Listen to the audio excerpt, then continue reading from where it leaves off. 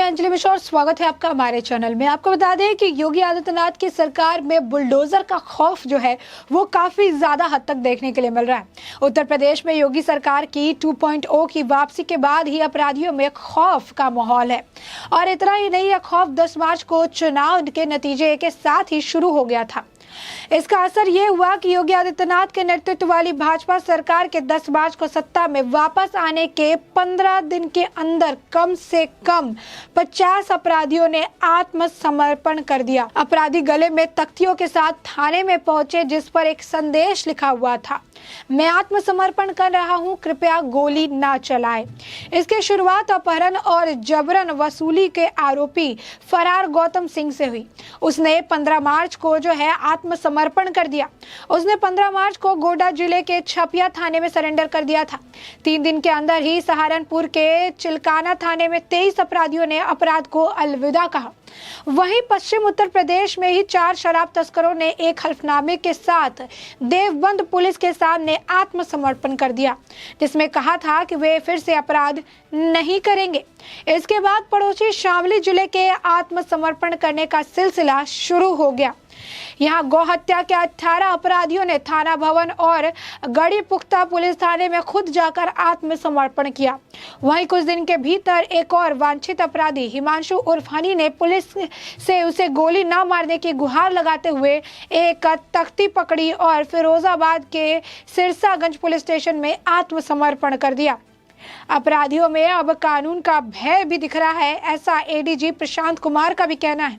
ADG कानून व्यवस्था प्रशांत कुमार ने कहा कि 50 अपराधियों न केवल आत्मसमर्पण किया है बल्कि अपराध छोड़ने का संकल्प भी लिया है।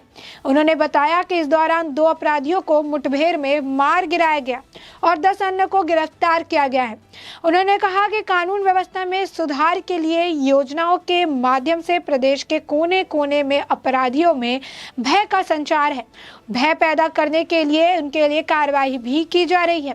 अपराध के प्रति जीरो टॉलरेंस न केवल माफियाओं पर प्रभावी कार्रवाई के बारे में है, बल्कि उत्तर प्रदेश में 112 द्वारा नए सिरे से सतर्कता और गहन गश्त करना है। साथ ही 2017 के बाद से राज्य में कोई सांप्रदायिक दंगा नहीं हुआ है, जो कि ये बताता है कि लोगों के अंदर इस वक्त योगी आदित्यनाथ को लेकर कितना ज्यादा जो बुलडोजर है, जो कानून व्यवस्था में सख्ती है, इसे लेकर कितना ज्यादा खौफ का माहौल है।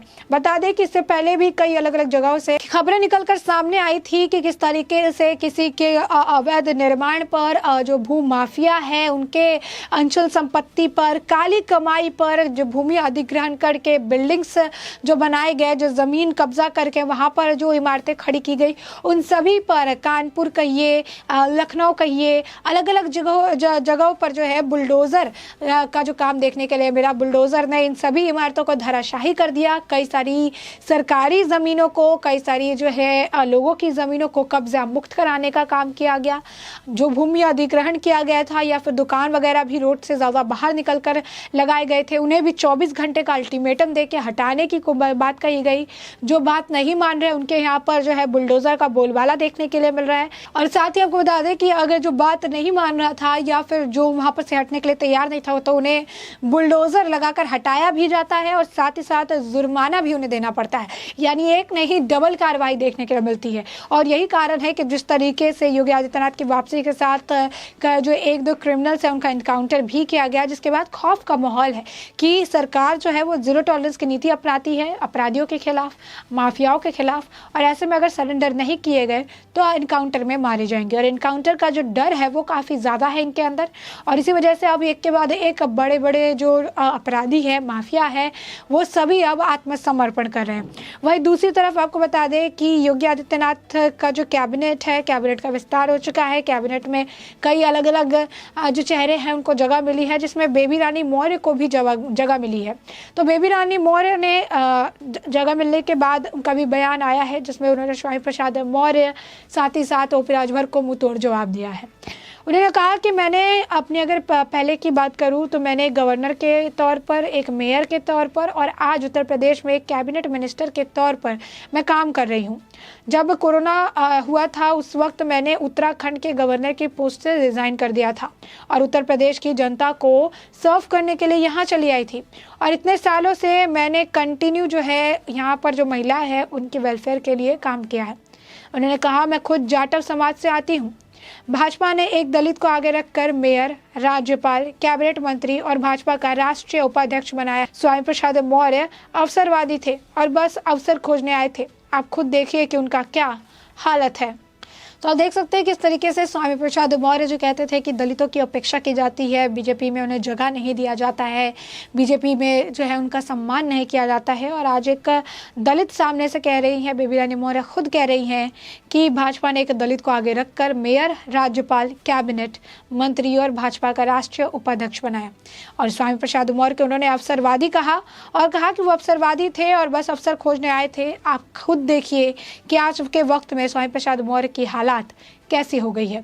तो साफ तौर पर जो है यहाँ पर बयानबाजी भी देखने के लिए मिल रही है, क्योंकि अब उत्तर प्रदेश के मुख्यमंत्री के तौर पर एक बार फिर से योगी आदित्यनाथ की वापसी हो चुकी है। साथ ही साथ उन्होंने अपने कैबिनेट का भी विस्तार किया है। कई सारे नए चेहरे और कई सारे पुराने चेहरों पर भरोसा जताते हुए जो है कैबिनेट का विस्तार किया गया है।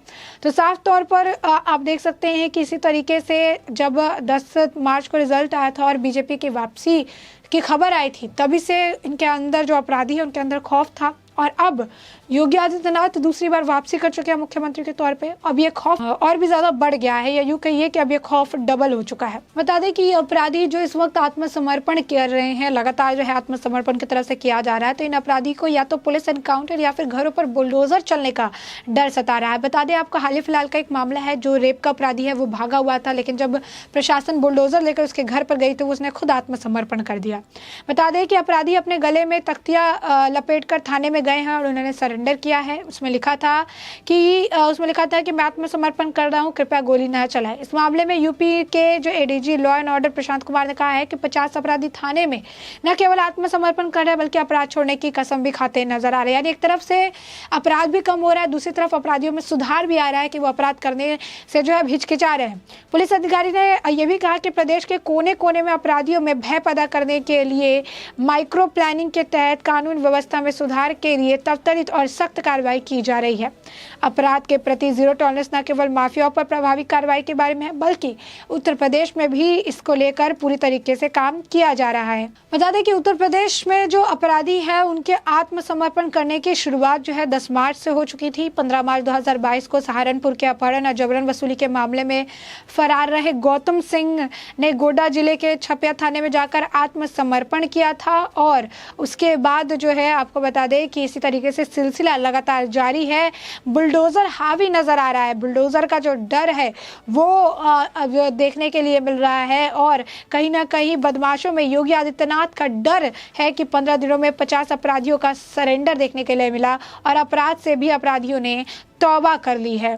तो साफ तौर पर आप देखिए कि किस तरीके से पुलिस प्रशासन का भी कहना है कि बहुत ही ज़्यादा कानून व्यवस्था के मामले में भी और साथ ही साथ अपराध के मामले में भी बहुत ज़्यादा सख्ती जो है बरती जा रही है, जिसके वजह से अभी ये दूसरी बार सत्ता में वापसी किया है योगी आदित्यनाथ ने। लेकिन बीजेपी के इस पूरे कार्यकाल के दौरान जो है किस तरीके की सांप्रदायिक हिंसा नहीं देखने के लिए मिले, क्योंकि कई सारे सख्त कानून बनाए गए हैं और इसी का जो है असर देखने के लिए अब मिल रहा है। अब ये देखना भी दिलचस्प होगा कि योगी आदित्यनाथ जो कि फिर से एक बार मुख्यमंत्री के तौर पर वापसी कर चुके हैं, कैबिनेट का विस्तार भी कर चुके हैं, तो ऐसे में और क्या कुछ जो है अपराधियों पर लगाम लगाने को लेकर और क्या कुछ जो है कड़े फैसले या फिर बड़े फैसले योगी आदित्यनाथ की तरफ आने वाले वक्त में लिए जाते हैं।